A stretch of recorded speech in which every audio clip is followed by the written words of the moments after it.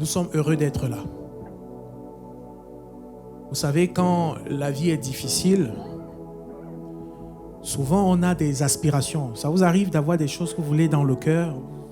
Vous cherchez, vous voulez quelque chose. Peut-être ça se trouve, vous ne vous sentez pas bien. Et vous dites, Seigneur, je veux quelque chose. Je crie à toi. Hein? Vous criez dans votre cœur, n'est-ce pas?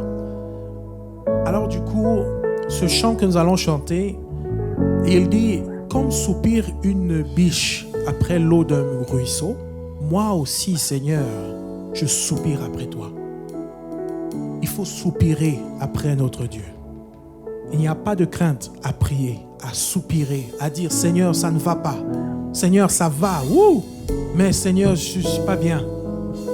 Si c'est à Dieu que tu parles, ça va. Mais si tu te plains à gauche et à droite, au lieu d'aller te plaindre devant ton Père, c'est autre chose. Amen. Soupirons après notre Dieu, pas après un homme, pas après une femme, mais après notre Dieu. On peut se lever ensemble, on va chanter ce chant.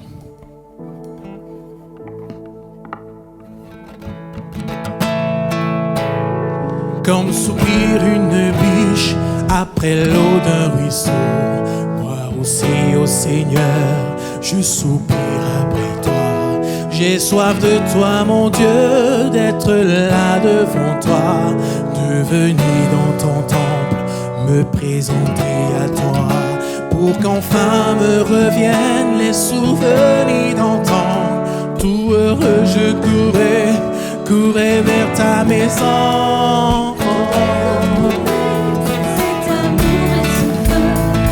Encore une fois brûlé, être fou amoureux de toi, attaché à tes pas, vibrer à ta parole et au son de ta voix, pour qu'enfin me reviennent les souvenirs d'enfant. Tout heureux, je courais vers ta maison. Je veux crier à toi, plutôt que de me plaindre. Je veux compter sur toi, te louer à nouveau. L'espérance et la joie seront dans ta présence. Je veux crier à toi, mon sauveur et mon Dieu. Montre-moi, ô Seigneur, chaque jour ta bonté, et ta grâce, et moi je chanterai celui qui te m'a mis et maître, celui qui m'a choisi et qui me fait renaître, pour qu'enfin me reviennent les souvenirs d'antan. Tout heureux je courais vers ta maison. Je veux crier à toi, plutôt que de me plaindre. Je veux compter sur toi, te louer à nouveau. L'espérance et la joie seront dans ta présence. Je veux crier à toi, mon sauveur. Je veux crier à toi, plutôt que de me plaindre. Je veux compter sur toi, te louer à nouveau. L'espérance et la joie seront dans ta présence. Je veux crier à toi, mon sauveur et mon Dieu. Mon sauveur et mon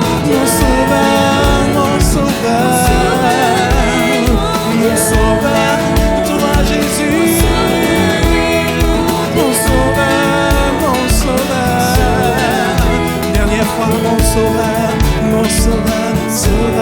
et mon Dieu.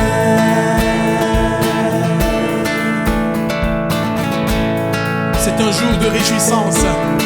Nous allons nous réjouir devant notre Père. Nous nous réjouissons devant toi, Seigneur. Oh Jésus-Christ. Mon frère, ma soeur, chante avec moi. Je me réjouis dans le nom du Seigneur.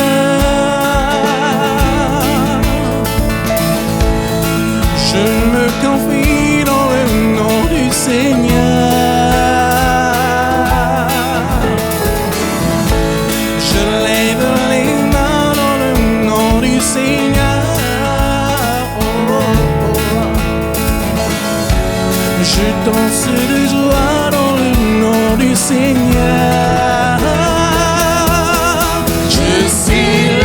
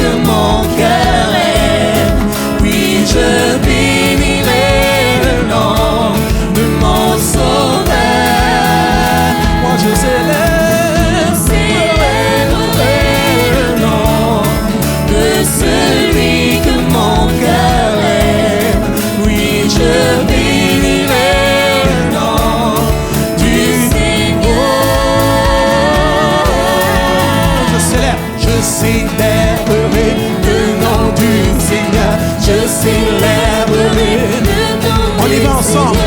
Je célébrerai le nom du Seigneur. Je célébrerai le nom du Seigneur. On tape les mains ensemble. Je célèbre, je célèbre, je célèbre, je célébrerai le nom du Seigneur. Je célèbre ton nom. Le nom de Jésus.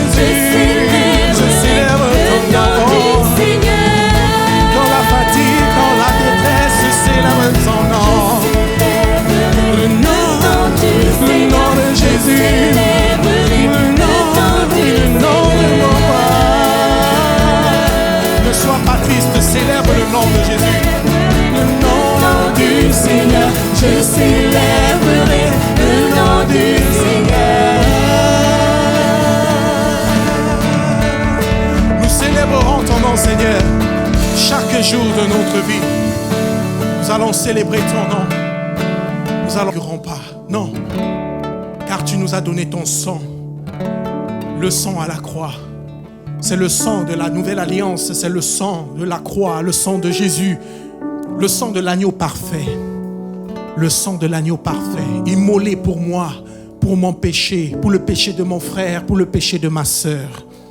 C'est ce sang-là qui nous couvre. Mon frère, ma sœur, s'il arrive dans ta vie que tu as un péché que tu n'arrives pas à enlever, peut-être tu le traînes tout le temps.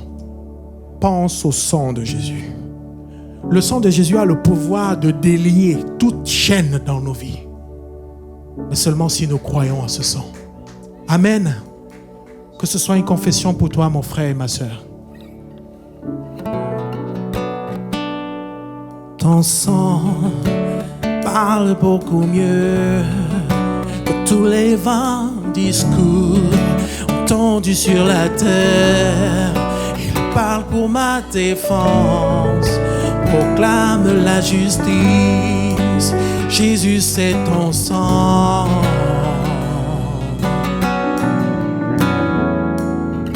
La croix, témoin de ta grâce, montre le cœur du Père et nous ouvre la voie. Confions, nous avançons, non par nos propres forces, seulement par ton sang.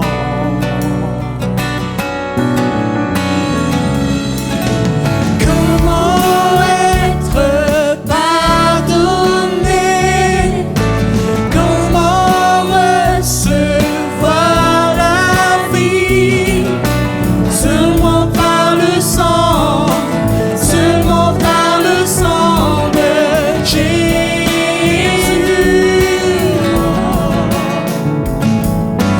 Comment être purifié, reçu comme un ami de Dieu?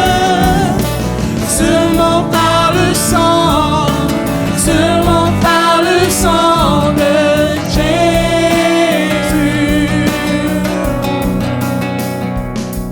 Ton sang parle beaucoup mieux que tous les vains discours entendus sur la terre. Il parle pour ma défense, proclame la justice. Jésus, c'est ton sang. La croix, témoin de ta grâce, montre le cœur du Père, il nous ouvre la voie.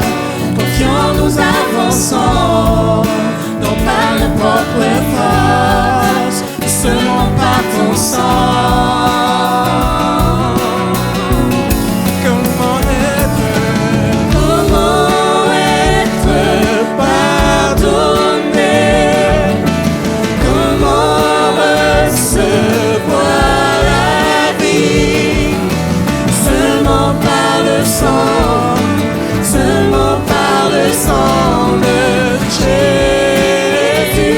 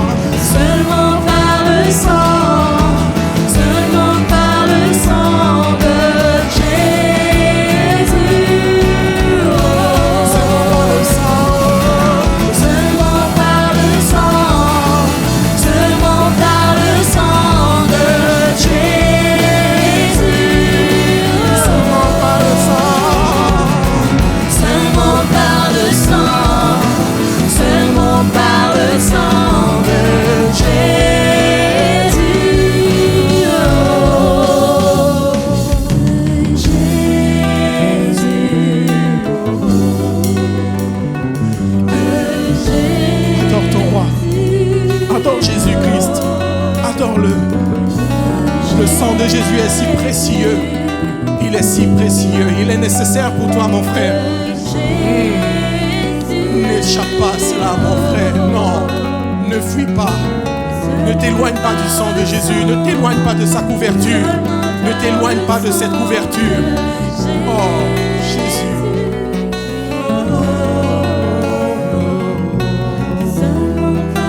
Seulement par le sang, seulement de Jésus.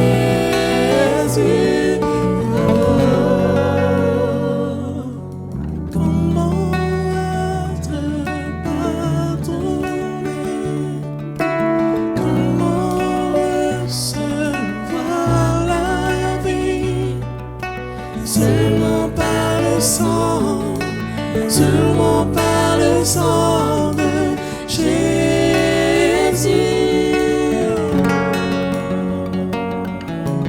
Comment être purifié, reçu comme ami de Dieu, seulement par le sang, seulement par le sang de Jésus. Je vais inviter mes frères à se rapprocher pour la scène. Pendant ce temps, je veux que tu contemples le sang de Jésus-Christ. Ce qu'on prend, ce sont des emblèmes. Ils représentent le corps et le sang de Jésus-Christ qui a été donné pour toi. Ce sang est disponible encore aujourd'hui devant le trône de la grâce. Mais seulement si tu donnes ton cœur à Jésus. Seulement si tu t'abandonnes à Jésus. Seulement si tu lui fais confiance et que tu décides de ne pas vouloir vivre avec tes propres moyens, mais vivre aux dépens de Jésus-Christ. Et cela est possible si tu lui ouvres ton cœur et le sang de Jésus-Christ descend dans ta vie comme une couverture. Il scelle l'alliance entre Dieu et toi. Désormais, le diable n'a plus de force sur ta vie. Il n'a plus le droit de te trimballer comme un esclave, comme un dépendant. Et tu ne vas plus dépendre de la pornographie, tu ne vas plus dépendre du péché, tu ne vas plus dépendre de l'esclavage, de la dépendance. Jésus est capable de briser cela dans ta vie si tu acceptes le sang de Jésus. Le sang de Jésus. Alors mon frère, quand tu vas prendre le pain et le vin, toi qui es né de nouveau et qui as donné ton cœur à Jésus et qui est passé par les eaux du baptême pour prouver au monde que tu as donné ton cœur à Jésus. Sonde ton cœur. Regarde en toi s'il y a quelque chose qui ne va pas. Peut-être te trouves-tu dans une mauvaise voie. Suis le chemin de la repentance et demande pardon. Et après, lève-toi et prends le pain et le vin. Prends un temps de silence et sonde ton cœur. Fermons les yeux, regardons à nous-mêmes. Il ne s'agit pas de mon frère, il ne s'agit pas de ma soeur, il ne s'agit pas de ma femme, ni de mon époux, ni de mon époux. Il s'agit de moi-même. Je sonde mon cœur. Où est-ce que mon cœur se trouve? Est-il loin du Seigneur? Est-il proche de Jésus? Où est-ce que je me trouve? À quel degré est-ce que je suis attaché à mon roi? Seigneur, sonde-moi.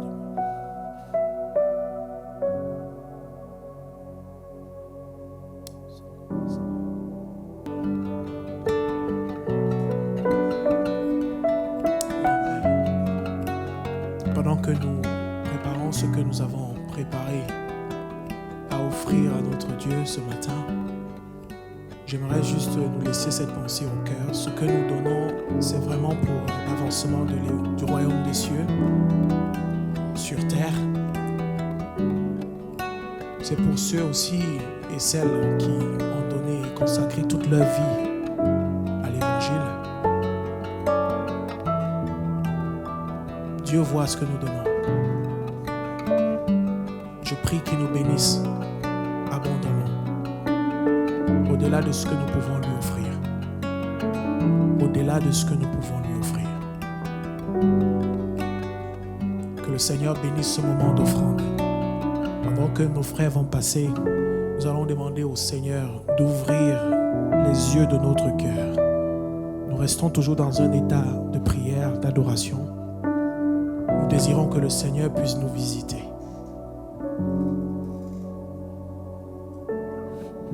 Mon frère va passer, nos frères vont passer.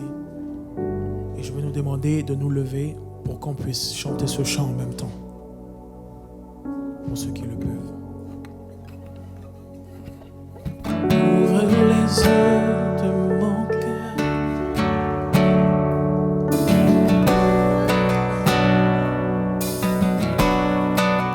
Je le désire.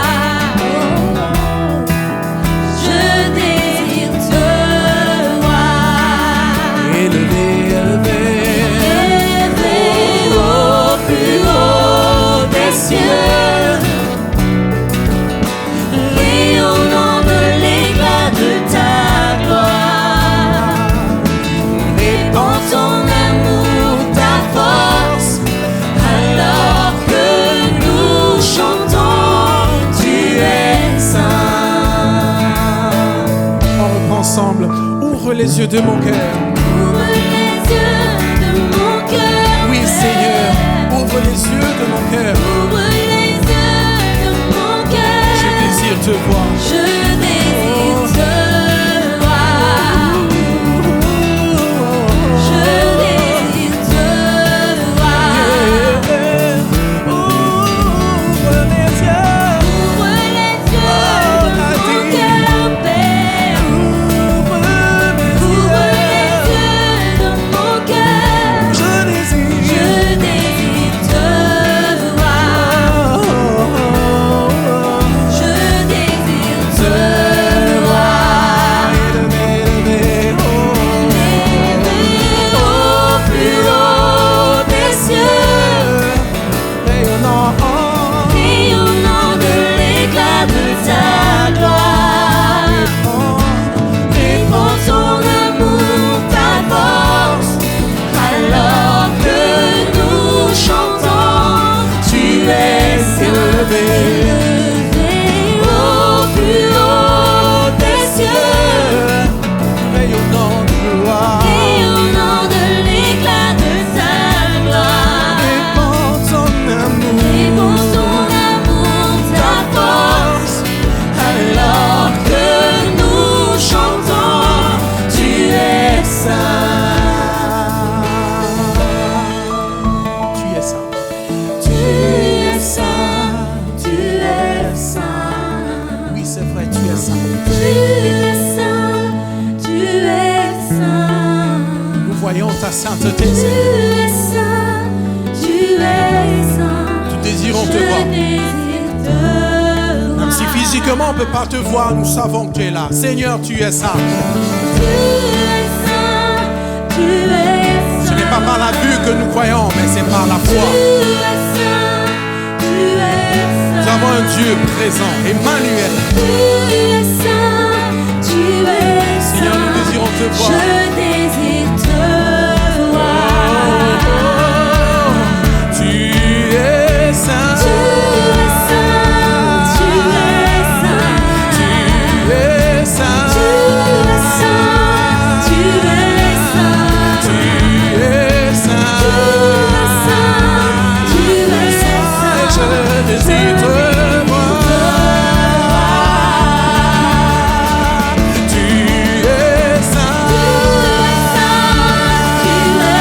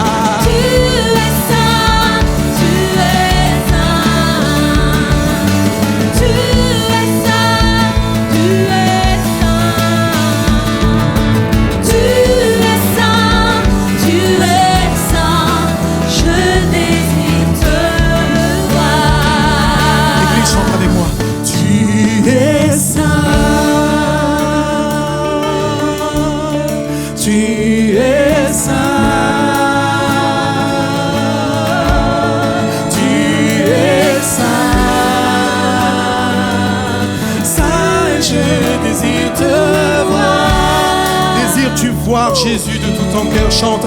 Tu es saint. Tu es saint. Tu es saint. Saint, je désire te voir. Tu es saint. Tu es saint. Tu es saint. Tu es saint. Tu es saint. Tu es saint. Tu es saint. Tu es saint. Je désire te voir.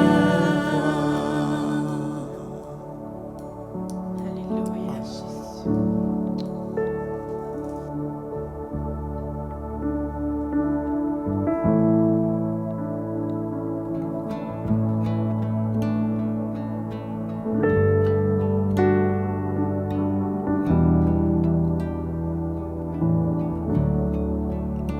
Alors que les choses ne se présentent pas forcément à nos yeux telles que nous le croyons, tu nous donnes de les voir dans l'esprit. Béni soit ton nom, Seigneur.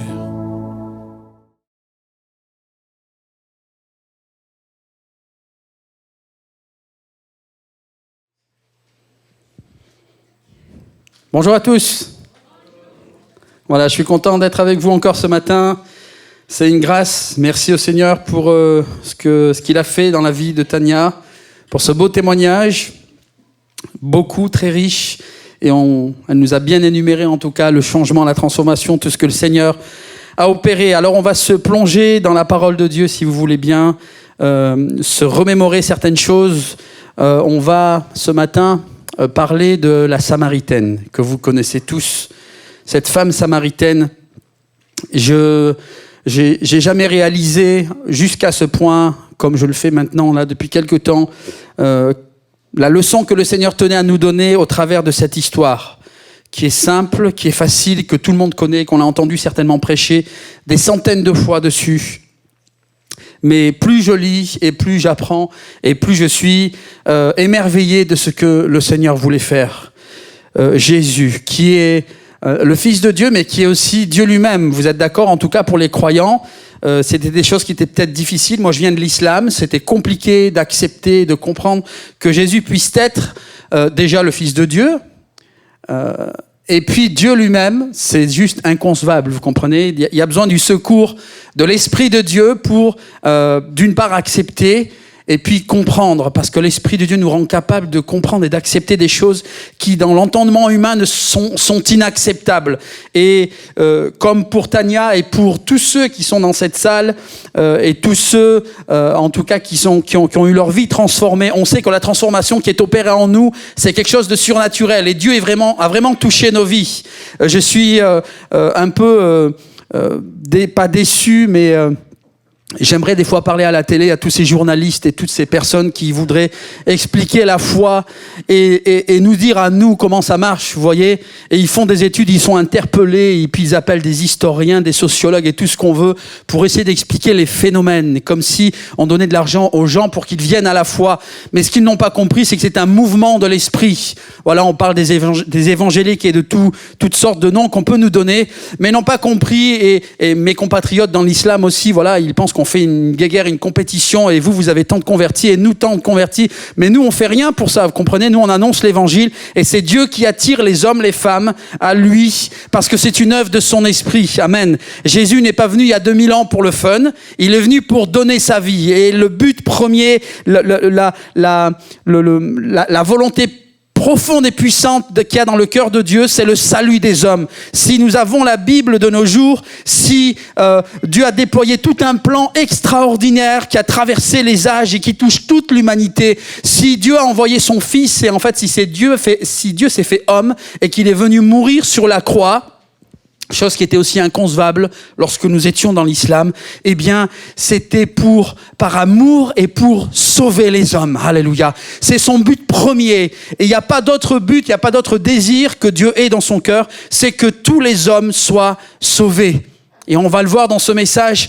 Moi, je pensais que Jésus, c'était le prophète des Blancs et que nous avions Mohammed, le prophète de l'islam, et que en Asie, ils avaient Confucius, Bouddha et tous les autres. Vous voyez, chaque peuple a son prophète. Voilà, bien que ça n'ait pas vraiment de sens, mais ça a un sens dans la folie humaine, dans la folie de la religion, de l'esprit religieux que nous pouvons avoir. Mais la religion ne change pas, la religion ne sauve pas, la religion ne désaltère pas. Elle nous laisse tels que nous sommes, et même, je pense, plus frustrés, parce que nous essayons d'atteindre des idéaux que nous n'atteignons jamais, malgré tous les efforts et les privations qu'on peut faire. Par contre, Jésus change des vies simplement.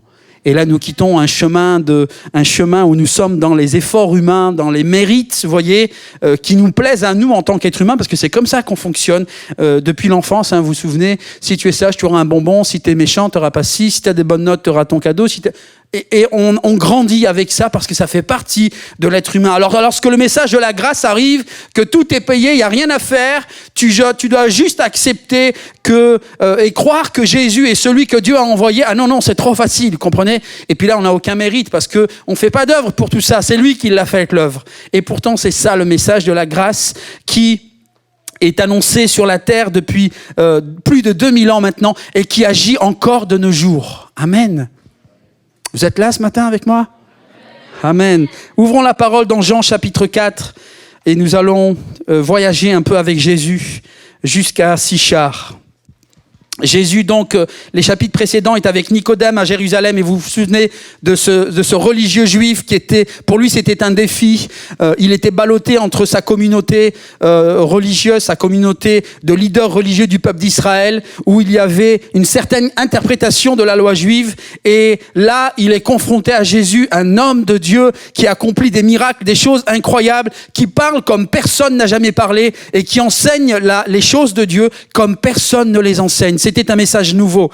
Et ce Nicodème est impressionné. Jésus quitte Nicodème, et je ne pense pas que les événements, les histoires sont placées comme ça par hasard. Il y a une progression dans l'évangile, et on est heureux de voyager avec Jésus au travers des évangiles. Et il arrive ensuite, Jésus monte de Jérusalem en Judée, où il rencontre les serviteurs, les disciples de Jean-Baptiste qui viennent l'interroger. Et là, Jésus décide de monter à Sichar. Il devait monter en Galilée, mais la Samarie se trouve en plein milieu. Il doit traverser la Samarie. Mais ce n'est pas comment on pourrait dire, c'est pas une fatalité, vous comprenez? C'est pas parce que Jésus passait par là qu'il s'est arrêté. Non, Jésus avait un plan lorsqu'il est arrivé dans cette ville de Sichar. Au passage, il accomplit quand même ils accomplissent une marche d'environ 50 kilomètres. Ils étaient peut-être aidés avec des ânes sur la route, mais en tout cas, le texte ne nous le dit pas. En tout cas, la pratique dans la culture de l'époque, c'était la marche. Donc Jésus arrive dans cette ville, et c'est ce que nous allons lire maintenant. Donc Jean chapitre 4, et on va lire à partir du verset 5.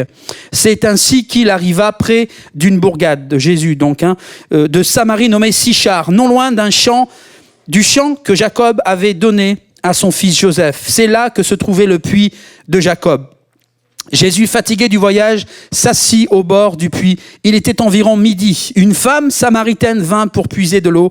Jésus s'adressa à elle. « S'il te plaît, donne-moi à boire un peu d'eau. » Ses disciples étaient allés à la ville pour acheter de quoi manger. La Samaritaine s'exclama « Comment ? Tu es juif et tu me demandes à boire, à moi qui suis samaritaine ?» Les Juifs, en effet, éviter toute relation avec les Samaritains. Jésus lui répondit, si tu savais quel don Dieu veut te faire, et qui est celui qui te demande à boire, c'est toi qui aurais demandé à boire, et il t'aurait donné de l'eau vive. Mais maître, répondit la femme, non seulement tu n'as pas de seau, mais le puits est profond. D'où l'attires-tu donc ton eau vive ? Tu ne vas pas te prétendre plus grand que notre ancêtre Jacob, auquel nous devons ce puits, et qui a bu lui-même de son eau, ainsi que ses enfants et ses troupeaux. Celui qui boit de cette eau, reprit Jésus, aura de nouveau soif. Mais celui qui boira de l'eau que je lui donnerai n'aura jamais soif. Bien plus, l'eau que je lui donnerai deviendra en lui une source intarissable qui jaillira jusque dans la vie éternelle. Maître, lui dit la femme, donne-moi de cette eau pour que je n'ai plus soif et que je n'ai plus besoin de revenir puiser de l'eau ici. Va donc chercher ton mari, lui dit Jésus, et reviens ici. Je ne suis pas mariée, lui répondit-elle. Tu as raison de dire je ne suis pas mariée. En fait, tu l'as été 5 fois et l'homme avec lequel tu vis actuellement n'est pas ton mari. Ce que tu as dit là est vrai. Maître, répondit la femme, je le vois, tu es un prophète. Dis-moi qui a raison. Nos ancêtres ont adoré Dieu sur cette montagne-ci. Vous autres, vous affirmez que l'endroit où l'on doit adorer, c'est Jérusalem. Crois-moi, lui dit Jésus. L'heure vient où il ne sera plus question de cette montagne ni de Jérusalem pour adorer le Père. Vous adorez ce que vous ne connaissez pas, nous adorons ce que nous connaissons, car le salut vient du peuple juif. Mais l'heure vient, et elle est déjà là, où les vrais adorateurs adoreront le Père par l'Esprit et en vérité. Car le Père recherche des hommes qui l'adorent ainsi. Dieu est esprit, et il faut que ceux qui l'adorent en esprit, par l'Esprit et en vérité. Alléluia. On continue le voyage. Verset 25, la femme lui dit, je sais qu'un jour le Messie doit venir, et celui qu'on appelle le Christ, quand il sera venu, il nous expliquera tout. Je suis le Messie, moi qui te parle, lui dit Jésus. Sur ces entrefaites, les disciples revinrent, ils furent très étonnés de voir Jésus parler avec une femme. Notez bien cela. Aucun d'eux cependant ne lui demanda « Que lui veux-tu » ou « Pourquoi parles-tu avec elle ?» Alors, la femme laissa là, ici, sa cruche, se rendit à la ville et la voilà qui se mit à dire, autour d'elle, « Venez voir un homme qui m'a dit tout ce que j'ai fait. Et si c'était le Christ ?» Les gens sortirent de la ville pour se rendre auprès de Jésus. Et là, on fait un petit bond jusqu'au verset 39 pour sauver du temps. Et on va lire jusqu'au verset 42.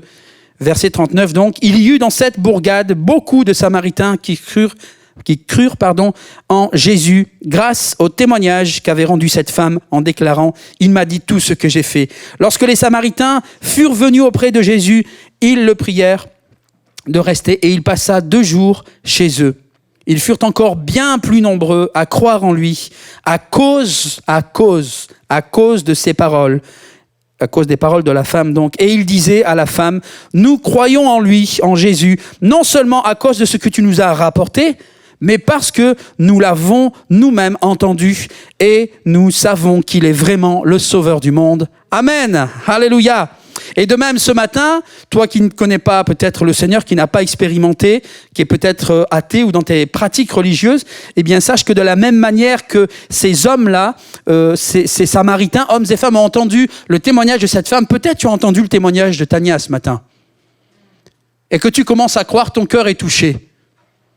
Eh bien, si tu as accroché déjà par ce témoignage et qu'il te touche, eh bien, parle à Dieu et c'est Dieu lui-même qui va te parler. Et tu pourras dire comme ces hommes, ces femmes, c'est plus à cause du témoignage de Tania que nous croyons, mais c'est à cause de ce que Jésus a touché mon cœur à moi directement. C'est à cause de ce que Dieu a fait directement dans ma vie, dans mon cœur. Amen. Et c'est possible. Et c'est possible. Alors ce matin que tu crois déjà, que tu sois déjà un enfant de Dieu, au coup tu ne le sois pas, alors tout est possible. Le Seigneur veut nous enseigner ce matin au travers de cette histoire qui est très profonde et très puissante. Je me souviens, j'ai prêché quelques années dans une assemblée, l'ADD de Valence. J'avais été là-bas pour une mission pendant 3 jours avec quelques frères et sœurs. Et le dimanche après-midi, je prêche pour la réunion d'évangélisation. Et je fais un appel donc à la fin pour ceux qui veulent donner leur cœur à Jésus, ceux qui veulent suivre Jésus et qui croient. Et j'avais prêché donc ce message-là sur la femme samaritaine. J'avais pas compris autant de choses que j'avais compris, mais en tout cas l'Esprit était venu à mon aide. La preuve, c'est que plusieurs personnes se sont levées et je suis donc descendu pour prier pour il y avait certainement des chrétiens qui avaient besoin de la prière et je m'attendais très franchement pas à de nouvelles personnes, en tout cas des personnes qui ne connaissaient pas Jésus. Et je prie pour une personne, pour l'autre. Et au fur et à mesure, j'avance. Puis j'arrive à un homme, un grand homme costaud d'une 60aine d'années. Et puis je remarque qu'en fait, avec son vêtement, que c'était un religieux catholique. Et là, je suis stupéfait. Je dis, mais cet homme-là est venu dans une église évangélique. Il a osé, un peu comme Nicodème, vous voyez, qui a rencontré Jésus. Et puis cet homme-là, je sens que je ne peux pas trop lui poser de questions. Vous savez, souvent, on veut savoir, on aime bien que les gens expriment ce pourquoi ils s'avancent à la prière. Mais bon, moi, mon appel, c'était ceux qui veulent suivre Jésus, qu'ils s'avancent. Alors cet homme s'est avancé, j'ai vu qu'il était vraiment recueilli. Il avait donc sa petite croix catholique et tout. J'ai dit, bon, j'étais impressionné, je me demandais si c'était une blague ou si vraiment cet homme voulait accepter Jésus. Alors bon, je me suis mis à poser la main sur lui et j'ai prié pour lui. Et il a accepté Jésus. Je lui ai fait la prière de repentance, il a accepté Jésus et il a confessé Jésus comme son sauveur. Alors vous allez me dire, mais il est fou le frère, là. Qu'est-ce qu'il dit le prédicateur? C'est un catholique, il a déjà Jésus. Eh bien non les amis, il n'avait pas Jésus dans son cœur. Il avait Jésus dans les traditions qu'on lui avait transmises. Mais Jésus n'avait pas encore touché son cœur. Et là, par contre, à l'écoute de la parole, son cœur a été touché et il a décidé de suivre Jésus. Et je prie pour lui, je termine. Cet homme quitte, il me remercie, il quitte, il retourne à sa place. Et là, juste derrière, rebelote. Et là, c'est une femme, une religieuse. Je dis, waouh, qu'est-ce qui se passe? Et j'étais impressionné, j'étais bien plus jeune, parce que je suis toujours jeune. Hein, et je la regarde, mais là, la femme relève. Pourquoi vous rigolez? On discutera après la réunion. Et là, la femme relève le visage et puis me regarde et j'allais l'appeler ma sœur, mais bon, je n'ai pas fait, parce que là, c'est un lapsus, vous comprenez? Alors, je lui dis, mets la main sur l'épaule et je lui dis, pourquoi vous êtes là, madame? Et là, elle me regarde et je voyais que son cœur était vraiment travaillé, elle était au bord des larmes. Et elle me dit, ce que vous avez prêché là, sur cette femme, je veux recevoir la même eau. Je veux cette même eau que Jésus donne. Je veux recevoir ces eaux vives. Waouh! J'étais... Je me demandais si j'allais avoir la force de prier pour elle, vous voyez. Puis je me sentais tellement indigne, je me suis dit, mais c'est Jésus qui devrait faire quelque chose pour elle. Mais bon, il fallait prier. Et j'ai prié pour elle, je l'ai bénie de tout mon cœur. Et puis je lui ai fait répéter la prière, comme au monsieur, je lui ai dit, vous êtes d'accord de confesser le nom de Jésus, de l'accepter dans votre cœur comme votre sauveur? Oui, mais je ne connais pas, je vais vous dire, je vais vous conduire dans la prière. Et puis j'ai prié avec elle, je l'ai conduite dans cette prière, et elle a accepté Jésus. Voyez? 2 catholiques, je ne sais pas si c'était de la même communauté, en tout cas ils sont venus discrètement, on ne les a pas vus venir, ils se sont levés à l'appel. Et quand je suis remonté sur l'estrade et on a fini avec des chants, et puis les annonces, je suis descendu vite pour essayer de discuter avec eux, et malheureusement ils avaient déjà disparu, ils avaient déjà quitté la salle. Et je vois là tout l'amour de Dieu, vous voyez. Et il y a des hommes, des femmes autour de nous que nous ne connaissons pas. Ne vous laissez pas distraire par ce qui se passe autour. Mais qui ont soif, faim et soif de vérité, faim et soif de Dieu. Et Dieu encore de nos jours agit. Vous voyez, je dis souvent, Jésus n'a pas fait cas des foules. Jésus voit une personne, il te voit toi. Toi qui es déjà un enfant de Dieu, toi qui ne le connais pas, Jésus considère l'individu, la personne en particulier. Et c'est ça qui est important. Parce que parfois, lorsqu'on prie, on pense que Dieu nous voit pas trop et puis il se souvient pas de nous, on est dans la masse. Mais non, parce qu'un berger humain, un berger ici-bas sur terre, s'il est capable de connaître ses brebis par leur nom, chacune. Vous avez déjà vu ça, c'est un spectacle merveilleux. Vous avez déjà vu un berger appeler ses brebis par leur nom? Oui ou non? Dites-moi quelque chose. Non? C'est juste fantastique. Oui, ben pour ceux qui l'ont vu, vous pouvez témoigner, attester de ces choses. C'est juste incroyable. 1 an et la brebis, elle lève ses oreilles, elle se tourne et elle vient vers son berger. Alors si ça c'est possible au niveau des hommes ici-bas avec des animaux, à combien plus forte raison Dieu qui est notre créateur avec nous qui sommes les créatures? Vous comprenez? Vous êtes d'accord qu'on est tous les créatures de Dieu, qu'on croit ou pas? On est tous ces créatures, en tout cas pour nous qui croyons que Dieu est créateur et qu'on n'est pas descendu du singe ou monté du poisson. Moi, je laisse ça aux autres. Moi, j'ai été créé par Dieu, je ne descends pas du singe, ni de l'arbre. Alléluia, le Seigneur est bon. Alors, beaucoup de choses à apprendre dans ce texte. Et vous voyez, moi, plus je lis la parole de Dieu et plus je vois Jésus dans certaines situations, je ne considère pas Jésus seulement comme le Fils de Dieu. Je le considère comme Dieu. Vous comprenez? Et ça tombe sous le sens, hein. Jésus est Dieu, vous êtes d'accord? En tout cas, pour ceux qui sont croyants, j'espère que vous n'avez pas de doute là-dessus. Peut-être difficile à comprendre pour nous, êtres humains, avec notre petit cerveau, mais c'est des choses pour lesquelles nous avons besoin de l'Esprit de Dieu pour saisir ces choses et les comprendre. Donc là, on a une scène entre une femme et Dieu. Il n'y a plus d'amen d'un coup.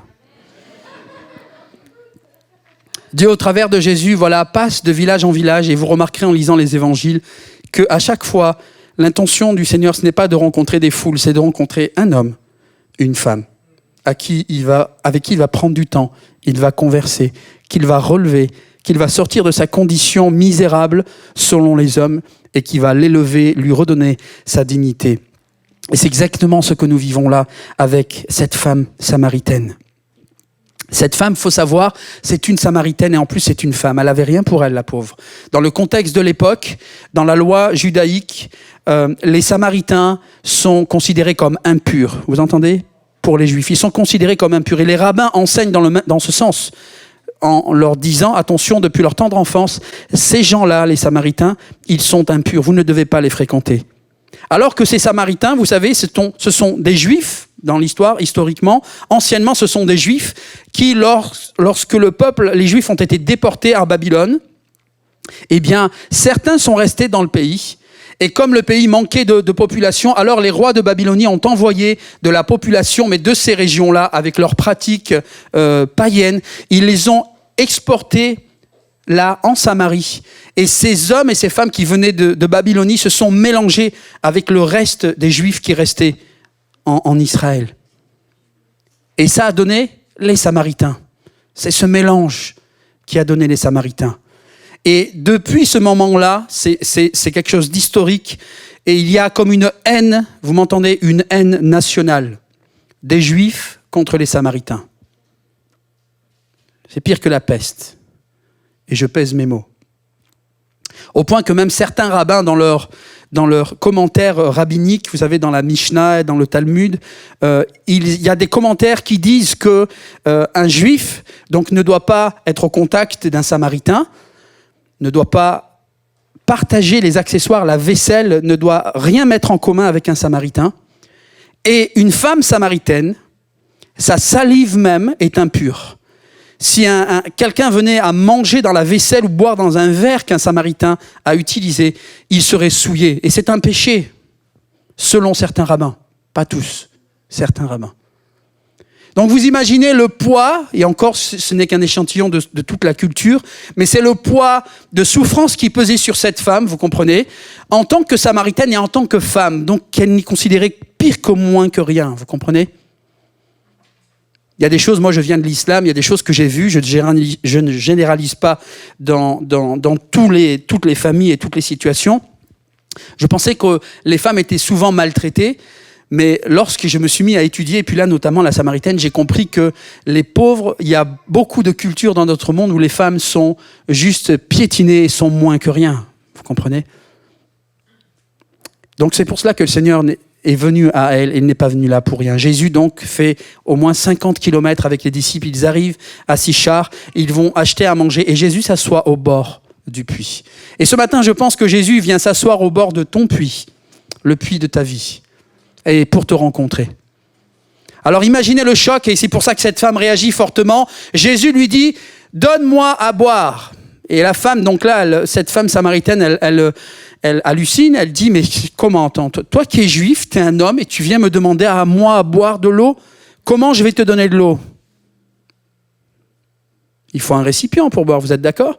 Cette femme est venue avec sa cruche à laquelle elle boit. Et Jésus, première question qu'il lui demande, c'est « donne-moi à boire ». Vous vous mettez un peu dans la scène là ? Donne-moi à boire. Comment toi qui es juif, tu me demandes à moi à boire ? Est-ce que tu ne sais pas que la tradition, que votre loi vous dit de ne pas manger ou boire derrière un Samaritain, c'est impur, ça vous rend impur ? Et elle voit que Jésus est un maître, elle l'appelle Rabbi, elle le voit à son vêtement, elle comprend que c'est un juif à cause de son accent certainement.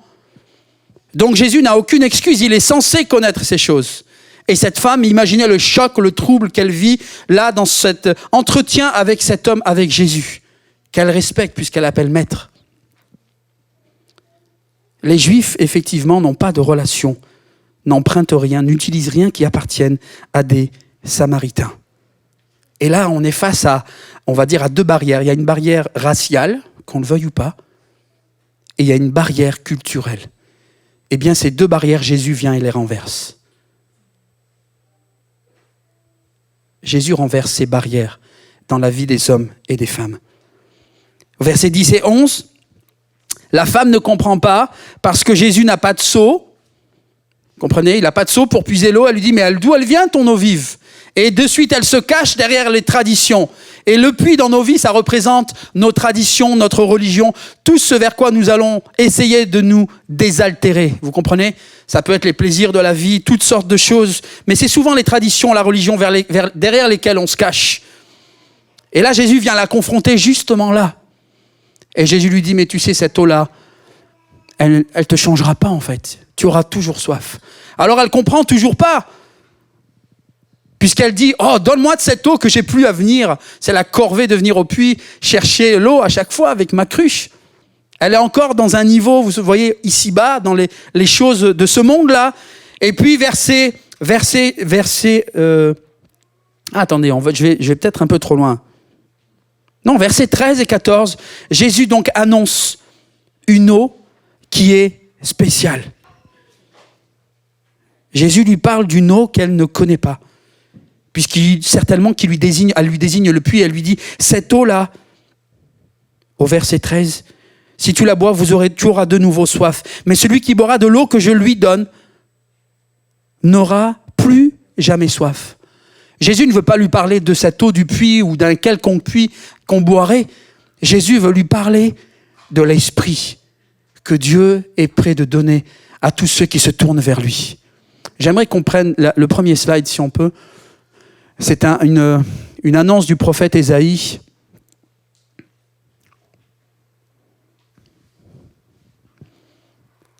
Ça va venir. Ces choses étaient annoncées prophétiquement, vous comprenez ? Et Jésus vient et accomplit littéralement les choses annoncées par les prophètes. Donc comprenez que dans le contexte de l'époque, les Juifs, et je pense même les Samaritains, parce que les Samaritains avaient conservé le Pentateuque, ils connaissaient la loi, et puis ils étaient, malgré tout, ils entendaient ce qui se passait, donc les attentes religieuses aussi des Juifs. Donc ils connaissaient les prophéties. Ils avaient entendu certainement que cette eau vive avait été annoncée. C'est toujours bloqué ? C'est pas grave, je vais le lire dans ma Bible. Vous voyez que ça sert d'avoir sa Bible. Hein. Dépendons pas de la technologie, hein. C'est bon d'avoir le livre. Ésaïe 55, il est écrit, « Vous tous qui avez soif, venez, venez, voici de l'eau, et même vous qui n'avez pas d'argent, venez acheter et manger. » C'est un peu paradoxal, hein. Venez acheter. Alors que juste avant, ils disent que c'est gratuit. Venez acheter sans argent, oui, sans paiement, sans paiement. Ça veut dire quoi ? Ça veut dire qu'en fait, tout est payé. C'est l'œuvre que Dieu accomplit au travers de Jésus. Tu peux venir, toi qui ne connais pas encore le Seigneur, qui ne connaît pas ton Dieu, et toi qui connais déjà, mais qui a besoin de retrouver un renouveau dans ta foi, dans ton esprit, et que cette source d'eau vive que Jésus a placée en toi, qu'elle soit renouvelée. Vous savez, là aussi, ça tire son image des choses naturelles. Une source, pour ceux qui ont déjà vu ça dans la nature, ça s'entretient. Celui qui a une source, il va faire quoi ? Il va la chérir, il va la protéger, et il va la nettoyer. Une source, ça te nettoie. Vous comprenez ? Donc c'est l'image pour nos vies où nous avons besoin de prendre soin de cette source d'eau vive que Dieu a placée en nous. Nous sommes responsables de cela.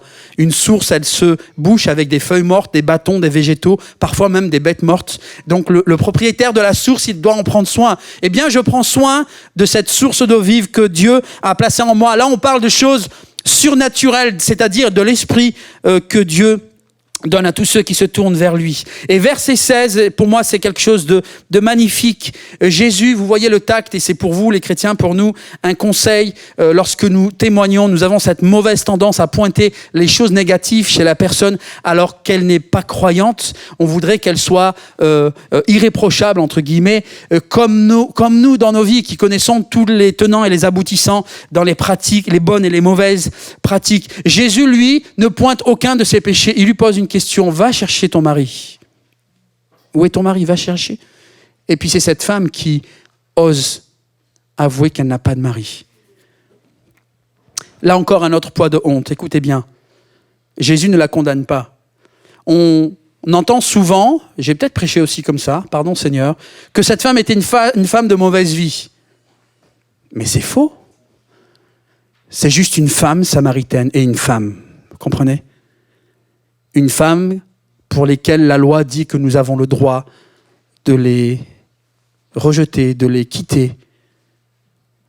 Quand on est un homme, L'homme n'a pas d'excuse à donner, il quitte. Chose qui n'est pas possible pour la femme, elle ne peut pas quitter son mari. Et cette femme, donc, sur son parcours, en plus d'être samaritaine, elle n'a pas eu la chance d'avoir des maris qui sont restés, mais qui l'ont rejetée. Elle a subi donc la vie. Et vous imaginez sa dignité qui est perdue, son honneur qui est perdu. Et elle se retrouve là, devant Jésus, qui est un juif et qui est un rabbi, qui est un maître. Et là, Jésus élève le niveau, puisque Jésus lui montre qu'il n'est pas juste un homme ou un juif, puisqu'il lui dit par révélation, en effet, les 5 maris, tu as eu 5 maris, celui que tu as n'est pas ton mari. Mais Jésus ne la condamne pas. Vous sentez une condamnation dans les paroles de Jésus ? Non, hein. Au contraire, il l'aide. La femme fait une petite pirouette, puisqu'après, juste après, les versets suivants, elle parle de la religion, elle va sur le terrain de la religion, et Jésus l'attend sur le terrain de la religion. Et il lui dit, c'est ni sur votre montagne, ni à Jérusalem que vous prierez, parce que le Père, son Père, le Père, c'est-à-dire Dieu, notre Dieu, lui est esprit. Et il veut qu'on le prie, des adorateurs qui l'adorent en esprit, ou par l'esprit. C'est-à-dire qu'il n'y ait plus question de rituel, plus question de lieu pour louer Dieu, vous comprenez ? Et c'est ce qui fait l'aspect unique, je ne vais pas dire du christianisme, mais de la foi en Jésus. Parce que toutes les religions, et je me souviens pour ma part, en tant que musulman, vous devez faire un pèlerinage à la Mecque. Vous, les catholiques, vous deviez aller à Lourdes ou toutes sortes de pèlerinages dans le monde. Il y a toujours des efforts et des choses à faire. Vous voyez, il faut aller dans des lieux particuliers, il faut s'habiller d'une façon particulière. Mais lorsque nous sommes dans la foi en Jésus, tout ça, on en est libre. Comprenez ? On ne répond plus à des rites, à des rituels. Vous êtes là avec moi ? Amen. Vous êtes heureux de tout ça ou pas ? Vous comprenez qu'on est béni, qu'on est chanceux quand même de connaître Dieu. C'est pas un mérite de notre part, c'est un effet de la grâce de Dieu. Alléluia. Elle comprend donc à ce moment-là que Jésus est un prophète. Le niveau s'élève. Jésus n'est pas seulement un homme et un juif et un rabbi, mais il est aussi un prophète. Et alors là, Jésus termine magistralement la conversation avec elle. On peut imaginer le temps qu'il a investi avec cette femme. Et imaginez toujours cette femme qui pense et qui dit, est-ce que cet homme sait qui je suis ? Moi, je suis une Samaritaine, une femme. Et il sait maintenant, il m'a dévoilé, j'avais 5 maris. Et celui que j'ai n'est pas mon mari. Vous comprenez l'indignité qui grandit dans son cœur. Et plus le temps passe, plus elle se sent indigne. Et elle est confondue devant la patience et l'amour de Jésus, qui est Dieu. Et c'est comme ça que Dieu agit avec les hommes et les femmes. Parce que c'est un Dieu d'amour, alléluia, un Dieu de compassion qui ne vient pas condamner et juger, mais qui se présente à toi, à nous, à un homme, à une femme, à un jeune, et qui prend le temps de s'entretenir pour que la révélation naisse dans les cœurs. Jésus n'est pas l'instigateur d'une religion où il vient par la force demander de croire et d'imposer les croyances. Non, il suscite des questions, il essaye de susciter la curiosité dans le cœur pour que la personne comprenne d'elle-même et fasse ses propres déductions et ensuite fasse son choix de suivre ou de ne pas suivre. Amen. C'est ce qui fait le côté unique de l'esprit de l'évangile. Alléluia. Et Jésus donc prend le temps et lui annonce en avant-première le plan de Dieu. Ce n'est plus sur cette montagne ni à Jérusalem, mais vous adorerez le Père en esprit, en vérité. Et il offre ça à cette femme, vous vous rendez compte ? Tout le monde qu'il y avait en Samarie, c'est une grande région. Et c'est juste cette femme, elle doit craquer dans son cœur, dire Seigneur, pourquoi tout cet amour ? Pourquoi tu me témoignes tant de compassion et tu me délivres tant de secrets ? Je ne suis pas digne, Seigneur. Je ne suis pas digne.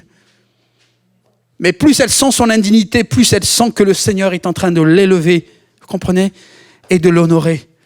Puisqu'il lui fait cette révélation qui est aussi quand même unique dans les évangiles. Elle est la première personne à qui Jésus a révélé son identité de Messie. Waouh ! Et Jésus ne l'a pas fait aux Juifs, ça, vous vous rendez compte ? Jésus révèle son identité de Messie à une Samaritaine, celle sur qui on n'aurait jamais compté, la pire, la plus bas tombée. Eh bien, c'est elle que Dieu est allé chercher. Attention à nos façons de sélectionner les gens vers qui nous devons témoigner. Le Seigneur va chercher le plus bas tombé, le plus sale et le plus puant dans la foule. Et il va révéler son amour. Celui sur qui aucun homme n'aurait misé, aucune femme. C'est lui, c'est elle que Dieu va chercher. Seigneur, aide-nous pour manifester cet amour.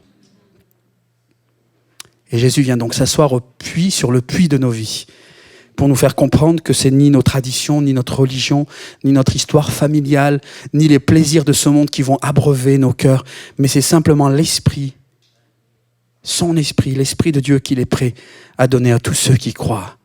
Et c'est gratuit. Amen. Ça, c'est une grâce incroyable. Et il n'est plus question de rituel, puisque le Père veut des adorateurs par l'Esprit. C'est écrit comme ça littéralement. Des adorateurs par l'Esprit et en vérité. Et on voit donc, et c'est comment dire, la conversation se termine comme ça. Il se passe quelque chose dans le cœur et dans les pensées de cette femme. Cette femme est relevée, elle est bénie, elle est relevée dans son honneur et dans sa dignité d'être humain. Elle comprend que des choses qui leur étaient fermées jusque-là, eh bien, Jésus, cet homme juif, qui est un rabbi et qui est même un prophète, et qui est le Messie, il lui a fait l'honneur à elle de se révéler, en particulier à elle. Et Jésus n'a pas fait ça pour rien. Parce que Jésus aime cette femme, mais au travers de cette femme, il sait qu'il y a toute une œuvre qui va être faite. Cette femme est relevée, parce qu'elle est relevée, elle n'est plus dans l'indignité, elle se sent capable, elle pose sa cruche. Elle pose sa cruche, cet outil même dans lequel elle allait puiser dans son puits. Elle pose sa cruche, elle oublie sa cruche, et elle rentre dans son village raconter ce que Jésus a fait pour elle. Amen. Elle va raconter ce que Jésus a fait pour elle. Et à l'écoute de son témoignage, la parole nous dit que de nombreux Samaritains sont venus à Jésus. Mais cette femme a été capable d'aller raconter ce que Jésus a fait dans sa vie parce que Jésus l'a relevé, vous comprenez? Et ce que Jésus a fait dans nos vies. Et si malgré ça, tu te sens indigne dans ta marche avec le Seigneur, eh bien sache que le Seigneur est prêt de te relever et qu'il ne te condamne pas. Il te relève si tu viens simplement avec un cœur repentant et simple devant lui. Il te relève afin que tu sois capable d'aller de nouveau et de raconter ce que Jésus a fait pour toi. Et vous comprenez, le plan merveilleux, c'est que moi, personnellement, je ne serais pas allé chercher cette femme. Je serais allé chercher un notable, quelqu'un de connu, qui a une bonne élocution, qui sait bien parler. Et puis, je me serais servi de lui comme ambassadeur de l'évangile en Samarie. Vous vous rendez compte que l'évangéliste, la missionnaire, c'est la Samaritaine. Hein. Vous vous rendez compte, là? Jésus, il est resté au puits. Hein. C'est elle qui est partie. Enfin, au puits. En tout cas, il était avec les disciples. On ne sait pas où est-ce qu'ils sont allés. Mais quand la femme est revenue avec tous les Samaritains, Jésus n'avait pas bougé. On ne nous a pas dit qu'il est allé prêcher en Samarie. La femme est allée préparer le terrain, la Samaritaine, parce qu'elle avait été relevée. Et grâce à elle, certainement des dizaines et des centaines de Samaritains sont venus à la foi et ont retrouvé aussi leur dignité, leur honneur. Parce que la foi ne leur était pas fermée. Ils avaient aussi un accès possible à la foi et à la vie en Dieu. J'aimerais qu'on termine juste avec les textes que j'avais annoncés, que j'avais préparés, pardon. Le dernier jour de la fête, donc ça c'est dans Jean, c'est la fête des cabanes, le jour le plus solennel, Jésus se tint devant la foule, et vous allez comprendre le rapprochement avec ce texte-là de la Samaritaine. Jésus se tint devant la foule et lança à pleine voix, Jésus s'écria, « Si quelqu'un a soif, qu'il vienne à moi, et que celui qui croit en moi boive. » Alléluia. Jésus annonce qu'il est cette source d'eau vive. Que celui qui croit en moi boive. Parce que Jésus n'est pas simplement un homme, n'est pas simplement un fils de Dieu, il est Dieu lui-même. Il est celui qui est la source d'eau vive. Et si je reçois Jésus dans ma vie, si je marche après Jésus, si j'observe et j'écoute ce que Jésus me dit dans sa parole, alors un fleuve d'eau vive, une source d'eau vive vient prendre place en moi. Et c'est ce que nous avons tous reçu. Et c'est ce que nous sentons parfois au-dedans de nous. Et si on ne sent plus la source là remuer au-dedans de nous, alors crions au Seigneur, replongeons-nous dans la parole pour que le Seigneur renouvelle cette source d'eau vive. Amen. Amen. Car, verset 38, comme le dit l'Écriture... Ah pardon, il faut remonter. Comme le dit l'Écriture, des fleuves d'eau vive jailliront de lui. En disant cela, il faisait allusion à l'esprit que devaient recevoir plus tard ceux qui croiraient en lui. C'est la réponse. Et c'est ce qu'il veut faire comprendre à la Samaritaine. Amen. Il y a donc un espoir. Si tu te sens indigne, si tu as tu t'es égaré en chemin, que tu connais le Seigneur, et puis tu es tellement déçu de toi-même que tu te sens indigne et tu dis non, je ne peux même pas parler à Dieu, je ne peux même pas ouvrir la Bible parce que je suis indigne. Mais ça, c'est un piège de Satan, vous comprenez? C'est un piège de Satan pour nous laisser justement dans notre indignité, dans notre culpabilité. Alors certes, on peut se sentir indigne. Mais si on revient à Jésus, vous comprenez ce qui se passe? Il nous parle et il nous sort de cette indignité. Il nous rend notre dignité.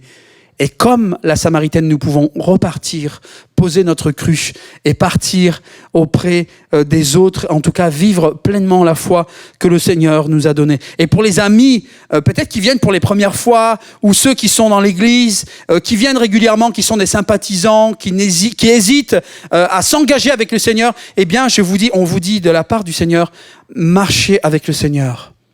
Vous aurez tout à gagner. Venez à lui. La Bible dit, vous l'avez vu là, si vous croyez simplement et que vous buvez, vous recevrez cette eau vive, c'est-à-dire l'Esprit de Dieu qui est là sans contrepartie, qui n'attend pas d'argent ou de pratiques, de rituels particuliers ou d'aller dans un pèlerinage quelconque. Justement, la vraie foi, c'est que là où je suis un croyant en esprit et en vérité. Amen. Et en plus, je peux être utilisé par Dieu comme la Samaritaine pour être un témoin dans ma communauté. Amen.